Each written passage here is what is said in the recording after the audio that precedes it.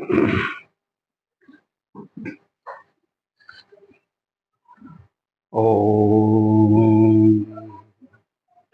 गुरुर्ब्रह्मा गुरुर्विष्णु गुरुर्देव महेश्वरा गुरु साक्षात् परब्रह्म तस्मै श्री गुरुवे नमः।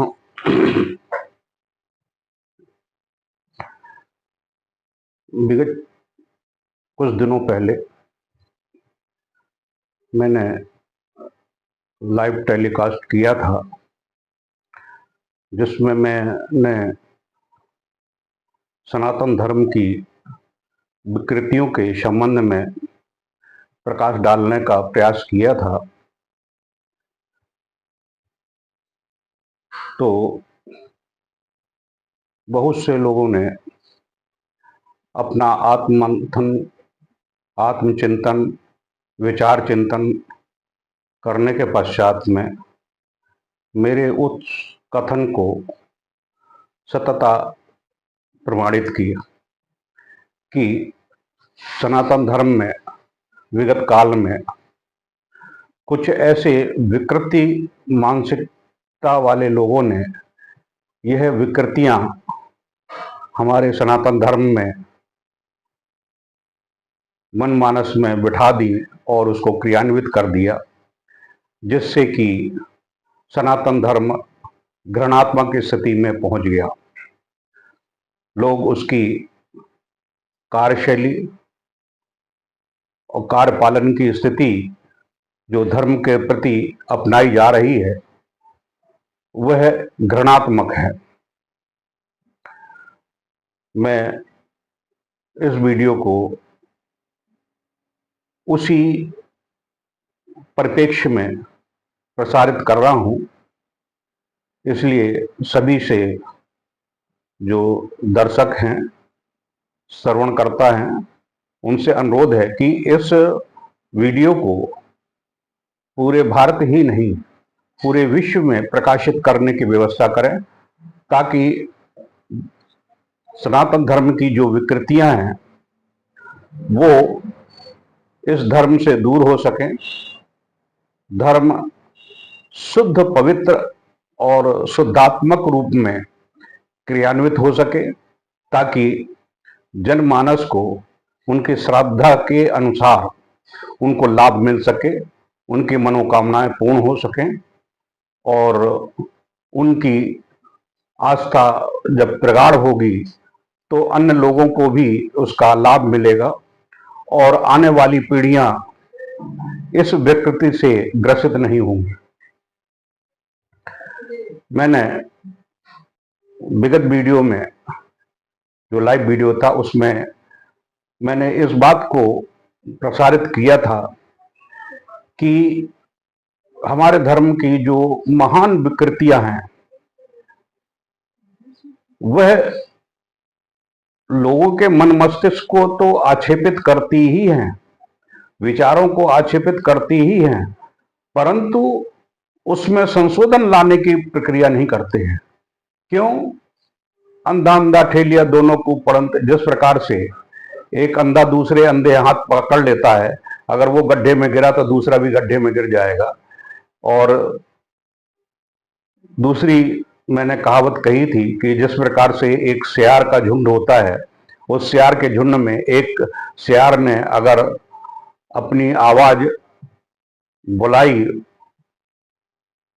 तो उस सियार की आवाज में उस झुंड के सभी सियार चिल्लाने लगते हैं।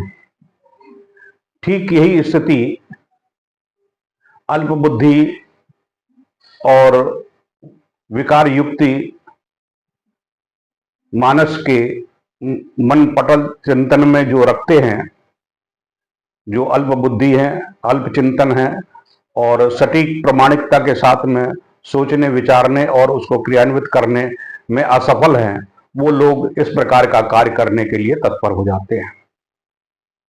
सबको ये सोचना चाहिए, जब तुम्हारे मन में ये विचार आता है कि यह जो कार्य है यह गलत है, तो उस गलत को फिर भी गलत करने के लिए पुनः तत्पर हो जाते हैं।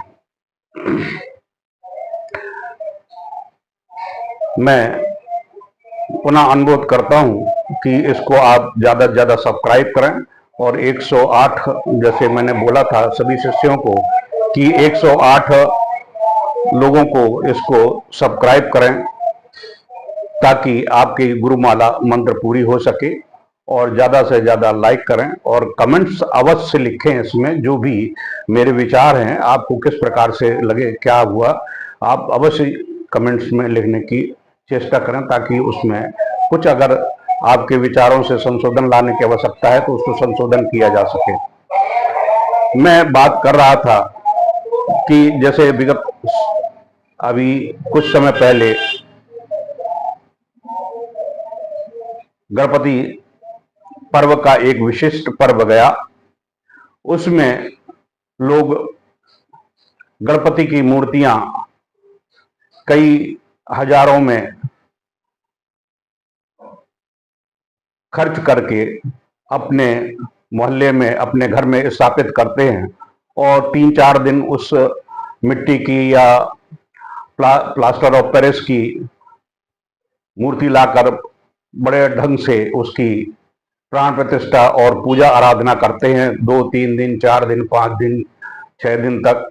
और फिर उस मूर्ति पर, जिस पर उन्होंने पूर्ण आस्था, श्रद्धा, विश्वास, समर्पण और मनोकामना पूर्ति के लिए अपनी कल्पना की थी, उसी मूर्ति को एक घृणात्मक स्थिति में ले जाकर उस मूर्ति से, जिससे कि अब ये समझते हैं कि मतलब निकल गया तो पहचानते नहीं वाली कहानी, कि उस मूर्ति को उठाकर कहीं नदी में डाल आते हैं, कहीं पोखर में डाल आते हैं, कहीं पेड़ के नीचे पटक आते हैं जहां पर कुत्ते मूतते हैं, आदमी मूतते हैं और लोग बाग थूकते हैं और वहां विष्टा इत्यादि करते हैं। ऐसी जगह पर उस मूर्ति को, जिस पर आपने पूर्ण आस्था, श्रद्धा, विश्वास, समर्पण के साथ में पूजा करी, उसको वहां पर छोड़ आते हैं।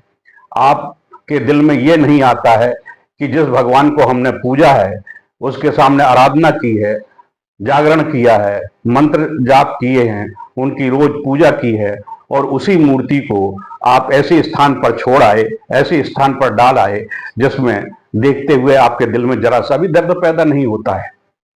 शर्म आती है ऐसे विचारों, ऐसे क्रियान्वित करने वाले लोगों पर, कि सनातन धर्म की इस विकृति, महान विकृति जो कोढ़ युक्त है, उसको अपनाते हैं और क्रियान्वित करते हैं। इसमें ठीक वही स्थिति होती है, एक मनुष्य जैसा कार्य कर रहा है तो दूसरा भी उसी कार्य को करने के लिए तत्पर हो जाता है। ठीक इसी प्रकार से यह पर्व, दीपावली का पर्व आ रहा है। दीपावली के पर्व में भी लोग मिट्टी की मूर्तियां एक दिन के लिए लाते हैं कि दीपावली में एक दिन अगर लक्ष्मी की पूजा उसमें कर ली तो हम साल भर पूर्ण संपन्न हो जाएंगे, करोड़पति हो जाएंगे, लखपति हो जाएंगे, मेरा धन संपदा बढ़ जाएगी, मेरा सब सुख शांति आ जाएगी। कदापि नहीं, आपको निश्चित रूप से नुकसान होगा। आप दिल में झांक के देखिए, दिल पे हाथ रख के देखिए। अगर आप मिट्टी की मूर्ति लाते हैं, एक दिन अगर पूजा करते हैं, पूजा करने के बाद में आप घृणात्मक स्थिति को अपनाते हुए उस मूर्ति को, जिस पर आपने लक्ष्मी की मूर्ति अपनी मनोकामना पूर्ति की, लक्ष्मी प्राप्ति के लिए आपने की है, और उस मूर्ति को लाकर घर में पूजा करते हैं, पूजा करने के बाद में उसको आप नदी, तालाब में या पोखर में या किसी पेड़ के नीचे ऐसी गंदी जगह डाल आते हैं जहां कुत्ते मूतते हैं, आदमी मूतते हैं, थूकते हैं, और गंदे पानी नाली में जहां विष्टा इत्यादि मलमूत्र का पानी बह रहा है, उस नाले में आप मूर्ति को विसर्जित कराते हैं। आपको शर्म नहीं आती है कि जिस देवी की आपने पूजा करी, आराधना की, आपने यातना की कि हे मातेश्वरी मुझे धन दें, यश दें, मान सम्मान दें, कीर्ति दें, जिससे मेरा परिवार सुख संपन्नता के साथ में व्यतीत हो सके, तो मां ने तुम्हारी बात तो सुनी और तुम्हें देने के लिए तत्पर भी हुई, परंतु उनके साथ में जो आपने घृणात्मक स्थिति पैदा की, घर से निकाल के बाहर फेंक आए, जाके कूड़ेदान में फेंक आए, जाके नदी में फेंक आए, जो मल मिष्टा बहने वाला जो नाला है उस नाले में फेंक आए, जाके कहीं पेड़ के नीचे डाल आए जहां कुत्ते मूतते हैं, आदमी मूतते हैं और थूकते हैं, ऐसी जगह डाल आए, तो क्या आप लक्ष्मी आप पर कृपा बरसाएगी? आप अपने मन विचार चिंतन से देखिए। आप अन्न खाते हैं, थोड़ा विचार रखते हैं, अपने परिवार का पालन पोषण करते हैं, क्या आप जो जो कृत्य कर रहे हैं सही है? सनातन धर्म की विकृतियों को पैदा करने के लिए, हमारे सनातन धर्म पर आघात करने के लिए लोग बागों ने इस प्रकार की विकृतियां पैदा करी। और जो आज के पंडित हैं, जो अपने स्वार्थ के वशीभूत होकर यह कार्य करवाते हैं, करते हैं, उनको भी यह बात समझ में नहीं आती है। वो भी इसी बात को मान्यता देने के लिए तत्पर हो जाते हैं। शर्म आती है ऐसे ब्राह्मणों पर, ऐसे कर्मकांडियों पर, जो समाज को सही संदेश ना दे सके, सही बात ना कर सके। इसलिए मैं सभी दर्शक, श्रवणकर्ता और जिनके पास में यह वीडियो जाए, वह अपने आत्मचिंतन मनन के साथ में यह सोचें कि स्वामी ईश्वरानंद ने जो बात कही है, क्या यह सत्य है या असत्य है। सत्य है तो उसे मानने के लिए आप तत्पर होइए। आप कसम खाइए कि हम मिट्टी की मूर्ति नहीं लाएंगे। हम लक्ष्मी पूजा करने के लिए अष्ट धातु की मूर्ति, पीतल की मूर्ति, तांबे की मूर्ति, सोने की मूर्ति या चांदी की मूर्ति लाकर उस पर लक्ष्मी जी की पूजा करेंगे, गणपति जी की पूजा करेंगे और उसको चिरस्थायी रूप से अपने पूजा स्थल पर रखकर नित्य प्रति उसकी हम पूजा आराधना करेंगे। जब आप इस प्रकार का कृत्य अपनाएंगे तो निश्चित रूप से महालक्ष्मी की कृपा, गणपति की कृपा होगी। आपके परिवार में सुख, शांति, वैभव, ऐश्वर्य, कीर्ति आएगी। आपके परिवार में पूर्ण आरोग्यता आएगी। मनोकामनाएं आपकी पूरी होंगी अगर इस प्रकार का कृत्य करते हैं। यदि आप मिट्टी की मूर्ति लाकर अगर इस प्रकार से कार्य को संपादित करेंगे तो ये निश्चित मानिए कि आपने जितना धन कमाया है, जितना यश कमाया, जितनी कीर्ति कमाई है, वह स्वतः ही सब समाप्त हो जाएगी। और आपको देखते होंगे, आपको दुर्दिन देखने को मिलते हैं। आपको लक्ष्मी पूजा के बाद में आपको लाभ प्राप्त होना चाहिए, आपको लाभ प्राप्त नहीं होता है, आपको नुकसान ही पैदा होता है, क्योंकि आप ऐसा कार्य करते हैं नुकसानदायक स्थिति का, इस वजह से आपको नुकसान होता है। इसलिए आप सावधान हो जाइए, सतर्क हो जाइए। मेरे जो कथन है आप इसको याद रखिए कि स्वामी ईश्वरानंद जी ने जो कथन कहे हैं वो पूर्णतः सत्य है। हम इसका पालन करेंगे, हम इसका निर्वहन करेंगे और अपने सगे संबंधियों और अपने यार दोस्तों की जितने परिवार हैं उनको सबको सजेस्ट करेंगे कि आप मिट्टी की मूर्ति ना लाकर चिरस्थायी रूप से घर में स्थापित करने के लिए मूर्तियां लाएं। चाहे वो आपकी सामर्थ्य हो तो चांदी की ले आएं, सामर्थ्य हो तो सोने की ले आएं, सामर्थ्य हो तो आप तांबे के ले आवें, अष्टधातु की ले आवें, या आजकल बहुत एल्युमिनियम की मूर्तियां मिल रही हैं, बहुत सस्ते में मिल रही हैं, बहुत अट्रैक्टिव होती हैं, बहुत शोभायमान होती हैं, आप उनको ले आइए। अष्टधातु की मूर्ति ले आइए, पीतल की मूर्ति ले आइए, उनमें श्रृंगार करवाइए। श्रृंगार कराने के बाद में उनकी पूरी सोष्टोपचार रूप से उनकी पूजा कीजिए। अब पूजा करने के बाद में आप देखें आपके घर में आपके बरकत होती है कि नहीं होती है। बिल्कुल निश्चित रूप से होगी, 100% होगी, क्योंकि आप पहला काम जो देवी देवता का है वह आपने सही कार्य किया। दूसरा कार्य होता है उसका पूजन का। यदि आपको पूजन की विधि मालूम है तो ठीक है, नहीं तो मेरी सोष्टोपचार पूजन की आप वीडियो चलाइए और सोष्टोपचार पूजन की वीडियो चलाकर आप पूजन करिए। आपको अगर मंत्र नहीं आते हैं तो किसी पंडित को बुलाने की जरूरत नहीं है। मेरे लक्ष्मी सोष्टोपचार पूजन के वीडियो को आप चलाइए, आप उसके अनुसार से आप सभी चीजें अर्पित करते रहिए मातेश्वरी को, और वो है आपका कार्य पूर्ण होगा, लक्ष्मी पूजन का कार्य पूर्ण होगा। आप सुखी संपन्नता के साथ में अपने जीवन यापन करने के लिए तत्पर हो जाएंगे और आपको लाभ ही मिलेगा। यह वीडियो अत्यंत महत्वपूर्ण और प्रेरणादायक और आपके जीवन को सुधारने वाला एक कृत्य है। इसको निश्चित रूप से अपनाएं और ज्यादा से ज्यादा लोगों पर यह प्रभाव डालने की मिट्टी की मूर्तियां ना लावें, अन्य किसी धातु की मूर्ति लाकर घर में स्थापित करें, जिससे आपको चिरंजीवता के रूप में लक्ष्मी की पूर्ण कृपा प्राप्त होती रहे। और मैं पुनः आपसे अनुरोध करता हूं कि इस वीडियो को ज्यादा से ज्यादा शेयर करें, ज्यादा से ज्यादा सब्सक्राइब करें, लाइक करें और अपने कमेंट्स अवश्य लिखें कि मेरे कथन सत्य हैं या असत्य हैं। सत्य हैं तो सत्य लिखिए, अगर मैं असत्य कह रहा हूं तो असत्य लिखिए, लेकिन लिखिए जरूर, क्योंकि यह आपके जीवन को सुधारने वाला और सनातन धर्म में फैली विकृतियों को सुधारने वाला है। अगर हमारा सनातन धर्म सुधरता नहीं है तो निश्चित रूप से इसके पतन के कारण कि आप एक सहभागी हैं, और इस सहभागिता को आप खत्म करिए। आप सनातन धर्म के ऐसे सहयोगी बनिए जिससे कि सनातन धर्म पूर्ण परिपक्व हो सके, सही रास्ते पर गतिशील हो सके और हमारा भारतवर्ष हिंदुत्व की ओर बढ़े और हिंदुस्तान हिंदुस्तान हिंदुओं का रहे, इस प्रकार से आप अपनी व्यवस्था संपादित करिए। इति श्री जय गुरुदेव।